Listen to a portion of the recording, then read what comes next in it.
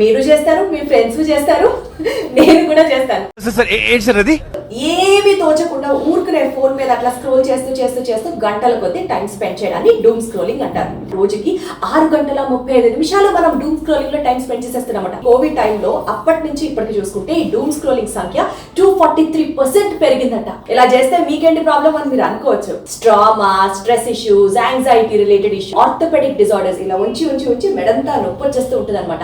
ఏం మాట్లాడుతున్నావురా, నరాలు కట్ అయిపోయింది. సో దీన్ని మనం అవాయిడ్ చేయాలంటే మనమే కొంచెం టైం మాత్రమే టైంకి స్పెండ్ చేయాలి అని డిసైడ్ అవ్వడం, ఫోన్ ఎక్కువ చూసేస్తున్నాం అనిపించినప్పుడు ఒక చిన్న అవుట్డోర్ యాక్టివిటీ లాంటిది బ్రేక్ తీసుకోవడం అండ్ మెడిటేషన్ చేయడం. అట్లీస్ట్ 30 సెకండ్స్ కైనా 1 మినిట్ కైనా మనమే మెడిటేషన్ చేయడం.